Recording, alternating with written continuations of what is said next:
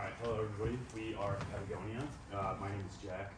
I'm going to give you guys a company overview, and then later on I will discuss the current trends. Oh, I'm Tyler. I'm Madeline. I'm going to be doing the environmental and legal portions of the pestle and the strengths and weaknesses of the SWOT analysis. I'm Declan. I'll be going over the social and technological portions of the pestle, as well as the behavioral. I'm Brooklyn. I'm going to be going over the mission statement, the vision statement, and then political and economical factors in the pestle. I'm Maggie. I'll go over the marketing mix. Awesome. So for anyone who doesn't know, I'm sure, as we're all students here at Northern, we all know what Patagonia is. But if you don't, Patagonia is an outdoor recreational clothing and accessory brand. We pretty much just sell and advertise to people who love the outdoors, and we'll get into it later on, but that's not our key market, our key target all the time. Patagonia was founded in 1973 in California, so just roots the outdoors and everything else. So when we talk about our mission statement, Patagonia's mission statement is we're in business to save our home planet. This mission statement talks about the commitment that Patagonia has to saving the earth. Their main goal is getting customers involved with being sustainable and saving our planet. So when it comes to that, they use sustainable products all throughout, or sustainable resources for their products, and they also donate a lot of their time and money to grassroots organizations around the world. Their vision statement, they include the 5 main ideas of quality, integrity, environmentalism, justice, and not being convention bound.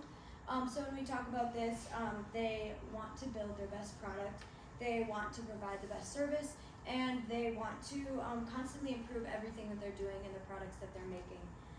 When they do these, they want to examine these practices openly and honestly, so making sure that they're being consistent, staying constant to their mission goals and the goals that they set in general for their company. Okay, so when we move to the political and economical factors, politically wise, there's been a huge threat for the company. Patagonia is very democratic when it comes to activist stances. So recently there was a situation where they pulled all of their vests and jackets from a store in Wyoming because the co-owner of the store held a right-wing fundraiser where he hosted right-wing representatives and political figures that were there. Obviously that poses a threat when it comes to the presidential election because what happens when a Republican gets elected in the next presidential election, there's a lot of questions as to what Patagonia is going to do when it comes to stances and how that's going to affect the company as a whole. Economical factors, there's a lot of questions within this as well. In 2022, the owner faced a lot of backlash from the company and the public because he made an executive decision to have any profits that weren't reinvested into the company or to companies that supported Patagonia to go to donations for organizations, which came to about $3 million in total. So a lot of people said that that was a waste of money or it was a way to avoid taxes when all in all Patagonia was just trying to stick to their mission statement in saving the earth. So yeah, there's a lot of questions as to whether or not they're going to get stuck in that sustainability realm. Alright, social and technological. So for social, we believe that if we host regular outdoor events such as trash cleanups or group hikes, this will strengthen our community engagement and it will actually embrace more brand loyalty, as well as giving consumers something to look forward to and get in their community induced. For technological, we believe manufacturing with less natural resources and using solar and wind power can help us. This will reduce our reliance on fossil fuels in our manufacturing plants, as well as making products cheaper to develop and manufacture in the future. So for legal and environmental, going off of what Brooklyn touched a little bit about, the founder, Yvon Chouinard, actually gave his entire company worth $3 billion to a collective that will use the money to fight for climate change. And then Patagonia actually filed a lawsuit versus Trump in 2017 when Trump tried to use 85% of the Bears Ears Monument in Utah, and he wanted to develop it and use it for like gas drilling and mining. And for the environmental, so Patagonia is really invested into fighting fast fashion. And according to Earth.org, 85% of all textiles actually end up in the landfill each year. And so they have introduced the Worn Wear program, which so instead of throwing away your old or damaged clothing, you actually just send it in and they'll repair it for you. And then in 2002, CEO actually founded the 1% for the Planet Initiative, and he encourages other people to join in with him with that. And then they're in an effort to reduce their carbon footprint, so they're not neutral right now, but by spring of 2025 they plan to be. And then by spring of this year, they've switched to 98% recycled materials, and they have saved 84 metric tons of CO2 emissions being released into the environment. So for the strengths and weaknesses, some strengths are sustainability, brand identity, durability, and then the Worn Wear program, which I talked a little bit about. And so the durability also goes into the Worn Wear program because Patagonia's clothing is meant to last. It's not supposed to ever end up in the landfill because it can always be repaired. And then a couple weaknesses are limited advertisement, high price points, and it's not very unique. So like that picture on the screen, you can find a lot of ads that look just like that. Like it's not very unique, and their products aren't very unique either. Like LL Bean and the North Face are some competitors with very similar products.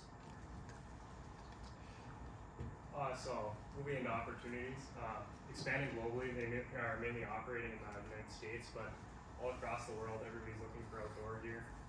So by expanding into other countries, they could increase their revenue stream. They could also exploit their e-commerce channels.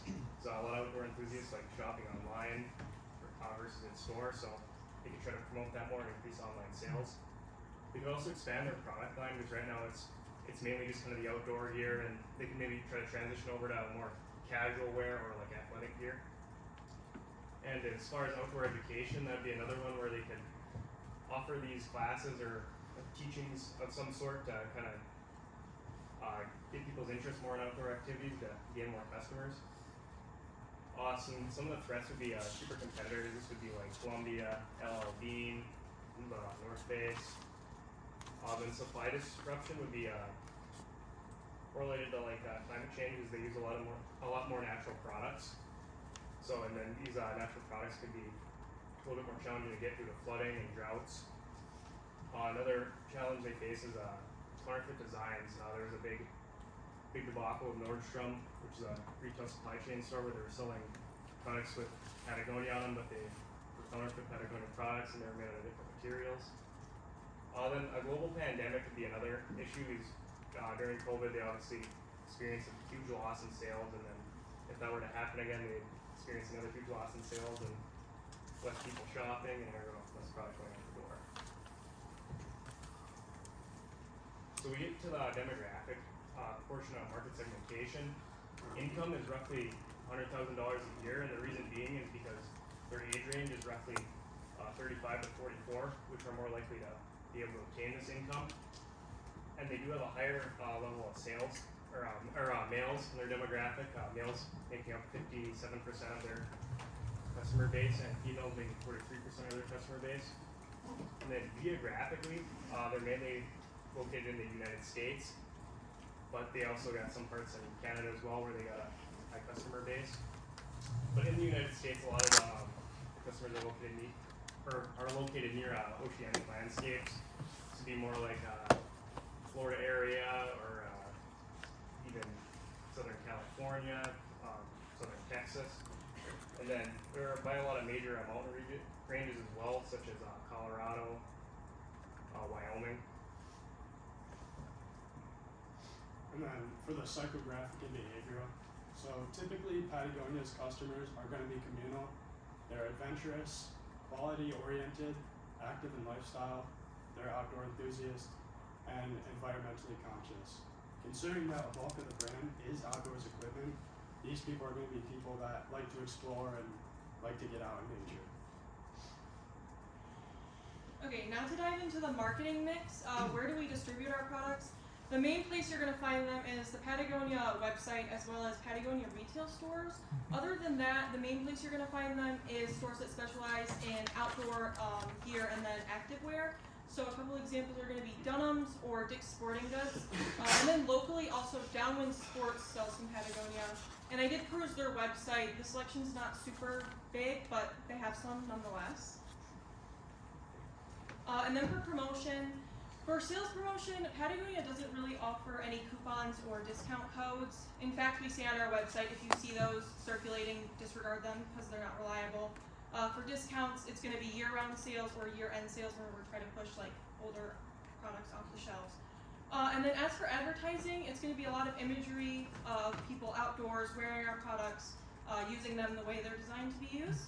But honestly, a large portion of our platforms are spreading environmental messages, whether that be issues that are happening or ways that you can live responsibly and sustainably.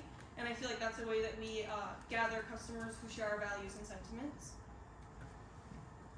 For price, Patagonia is on the higher side. On the lower end of the spectrum, it's going to be like our hats, gloves, kids' clothing. That's going to be on average about $15 to $25.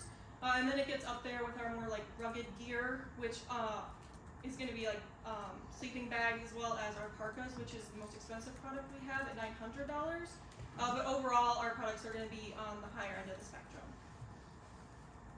And then lastly for products, first of all, 68% of our fabrics are made of recycled materials right now. But for what we actually sell, I feel like we're most known for like our fleeces, jackets, coats, backpacks, that type of thing. But we also have lighter clothing options like shorts, t-shirts, tank tops, and dresses, but the options there are pretty limited, but we have them.